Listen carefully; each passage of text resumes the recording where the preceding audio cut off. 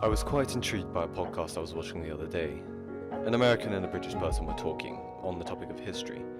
The American saying that America is a history country, its 400 years of history being extremely significant, while the British person said that America is merely a child compared to the true historied European nations. This was quite amusing, considering what an Egyptian would say with their 10,000 years or so of history being rather more significant, surely in their eyes.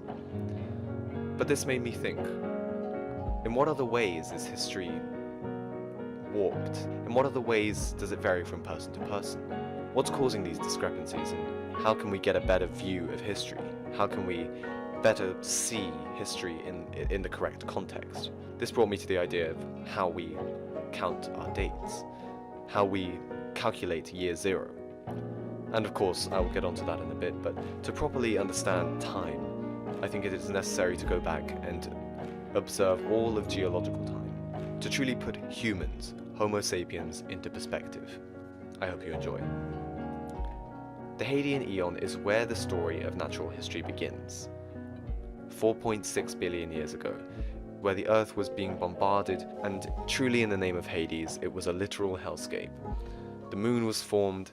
It was truly an inhospitable place to live, this lasting 0.6 billion years until 4 billion years ago. What followed was the Archean Eon, spanning 4 billion to 2.5 billion years ago. Free oxygen had yet to come into existence, though water deposits were found. It was also at this time that life began.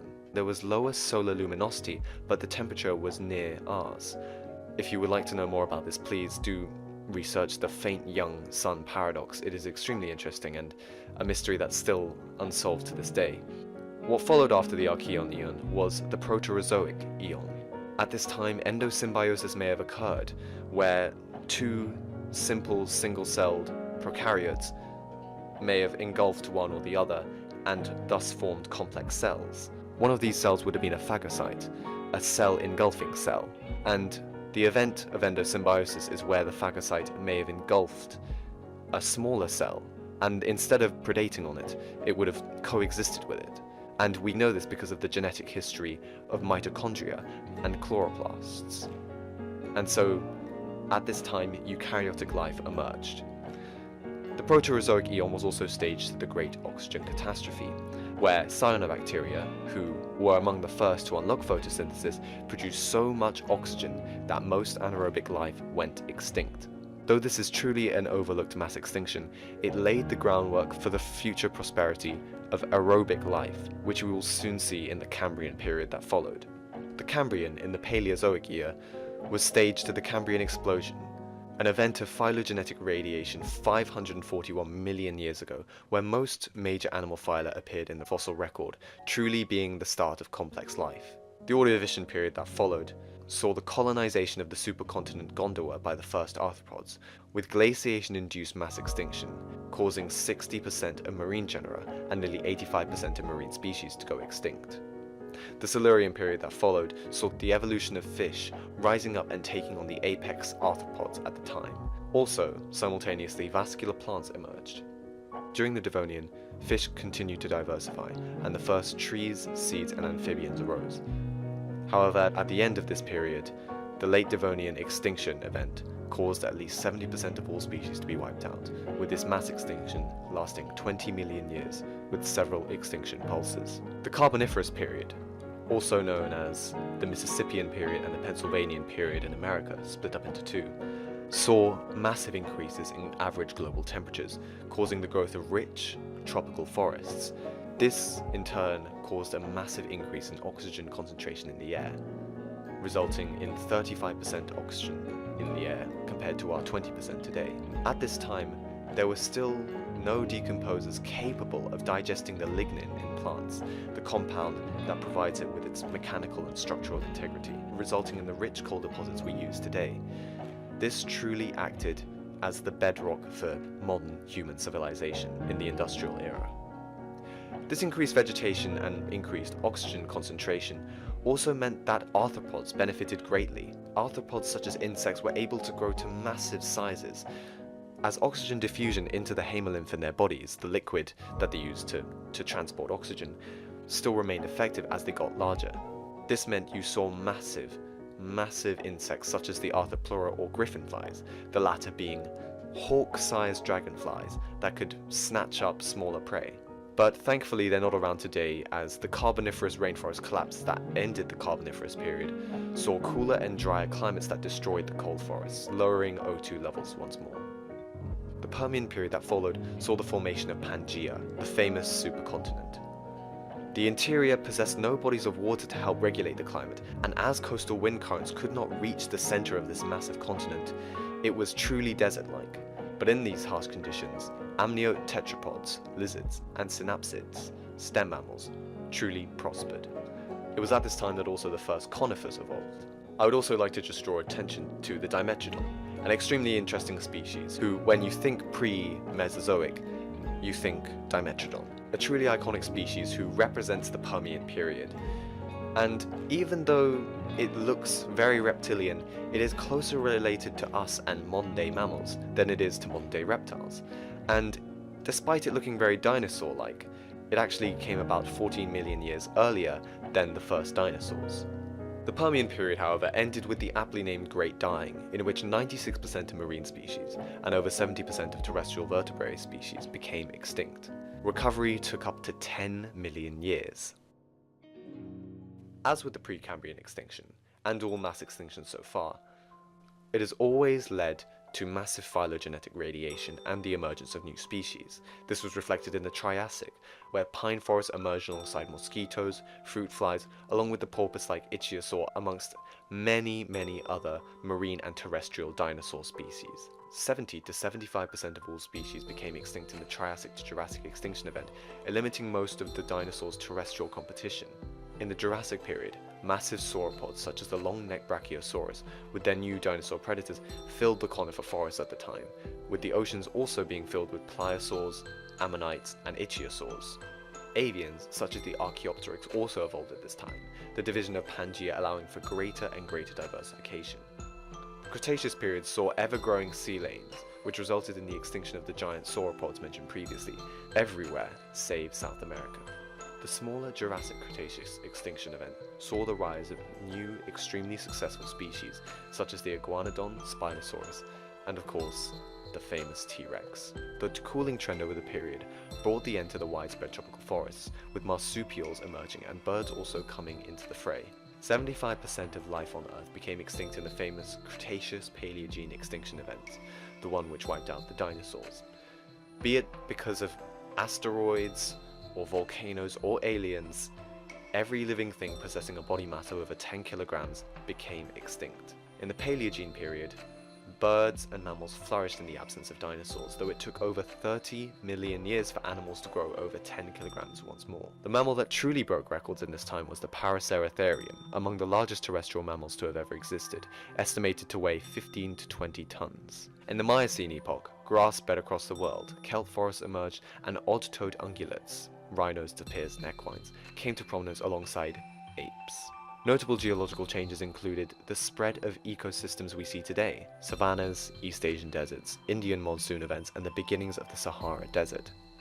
It's very interesting that this change only occurred 23.8 to 5.3 million years ago, showing how, over time, due to tectonic shifts and celestial movements, our climate is constantly changing, and I highly recommend looking further into paleoclimatology should you have the time. The Quaternary period is marked by extreme glaciation events, while Africa experienced severe desertification we're still seeing today. It is here Homo sapiens arose, speciating from Homo erectus between 200,000 and 800,000 years ago. From there they dispersed to fill the corners of the world, eating various megafauna along the way. We coexisted with many others in our genes for a long time, though mysteriously we are the only ones left. Many propose this is because of competition, disease, or interbreeding. However, it was not until the beginning of the Holocene epoch, 10,000 years ago, with the Neolithic Revolution, that some of us laid down the sphere to pursue agricultural livelihoods, kick-starting human civilization in the process. There are many species of note in natural history, however some less well-known ones, which I think I'd like to talk about are, for example, Tamisiocaris borealis, part of the Amelocarididae family, a group of Cambrian filter feeders that in this illustration look to roughly rival the size of great whales and sharks, However, in reality it is only 70 centimeters. Another species is Plesiosaurus funke, or, with its more exciting name, Predator X. It was the size of a great whale and a true predator of the Cretaceous period. Here you can see it chomping on a pliosaur. One species that is extremely close to my heart is the Archelon, or ruler turtle, which I found in a playthrough of a game I highly recommend called Abzu, where you encounter this gorgeous majestic turtle, roughly the size of a double-decker bus, swimming around in an underground temple, and I really should have taken it with a grain of salt, but I was entranced and I had to find out where could I swim with this in real life. Much to my dismay, it was a species that had gone extinct in the late Cretaceous period. So there goes my hopes and dreams, but it is important to always remember you always have the opportunity to swim along or walk alongside today's great megafauna, so I would implore you to always look in the present, as nice as the past is. Moving on, what we see here is that extinction events are long and brutal, but after each one in the long ensuing recovery, many new species arise to fill old and newly created ecological niches. In essence, life always recovers. However, that is not a call to complacency around our current Holocene extinction. That is rather to say that life, or Mother Nature, or Earth, as many people like to characterize the natural world, will do fine, long after we have gone. However, what is concerning is that our extinction event is occurring a bit too fast for a species so dependent on so many other species across the world. So although the world, or life as people like to say, will be alright on the other side, our poor adaptability and that of most innocent creatures will be put to the test.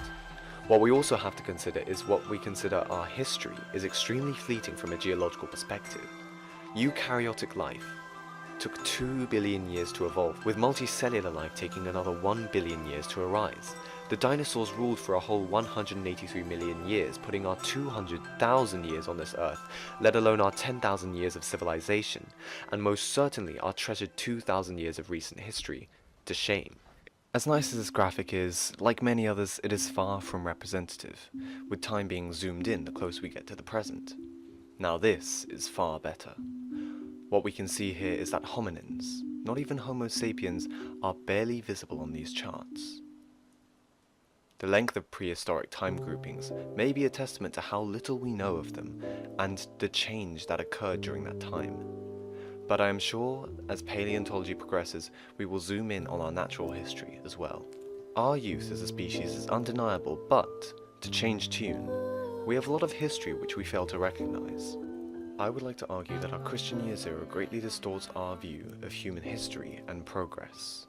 Though Jesus has undeniably been a central spiritual and political figure for the past 2,000 years, there is a need to put him and our progress as a species up to that point in better context.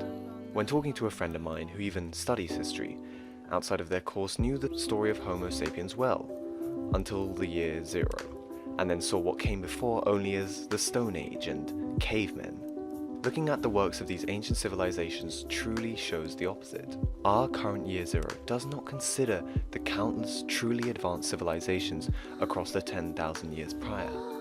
To list a few, there's ancient Assyria with their fantastic beards, Babylon, a civilization needing no introduction, the ancient Minoans, who were there centuries before the ancient Greeks we all know, and ancient Egypt. Though dynastic Egypt was estimated to have started around 3100 BC, if we are to believe the contested Sphinx water erosion hypothesis, Egyptian civilization may have originated, in fact, from 6000 years BC. Other civilizations include the Kingdom of Kush along the southern Nile, ancient Arabia, ancient China, the Mayans, the Indus Valley culture of present-day Pakistan, the Olmec culture, neighbors of the Mayans who worshipped their gods and leaders with enormous head carvings, biblical Jericho, one of the first cities, and the ancient Sumerians, shown here by Gilgamesh, the great ancient Mesopotamia leader and hero. What kicks this all off, however, is the first great structure built in ancient Anatolia roughly 12,000 years ago.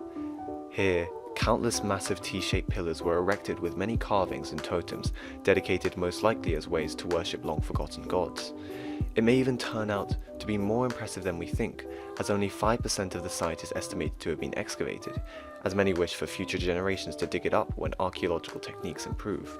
By moving the year zero back to 10,000 years BC at the start of the Holocene, many hope that it will better represent our achievements, our rapid success, and our shared history in better context. I would like to end on the idea that we as a species have come far further than our 2,000-year date implies, not only through civilization, but our survival in the natural world and our evolution. I hope this, and a cursory knowledge of Earth's vast natural history, helps to contextualize our achievements over the past 400 years especially, and I hope too that this will not only humble you as it did me, but give you a newfound interest in our wonderful, albeit distorted, history.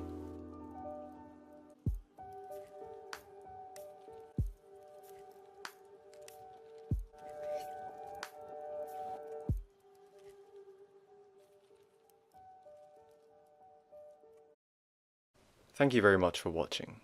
The purpose of this video was to act as a replacement for those who could not make it to my talk on the topic at our school, and to act as a supplement for those who could. I would highly recommend checking out the Kurzgesagt video on time and the Human Era calendar, which I will have linked somewhere. They surely will have represented these ideas far more eloquently than I ever could. This has been a fun little experiment for me, and I hope you'll be looking forward to more content from this channel in the future, should time permit. That's quite big. Impressive. Ooh, that's kind of small. Yikes.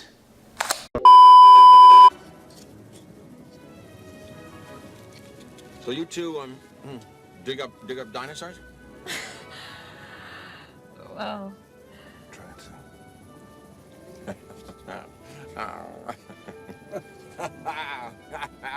You'll have to get used to Dr. Malcolm.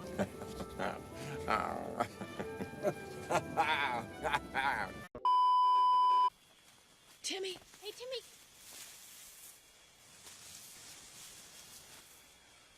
Oh, wow. Okay. It's time to stop! It's time to stop, okay?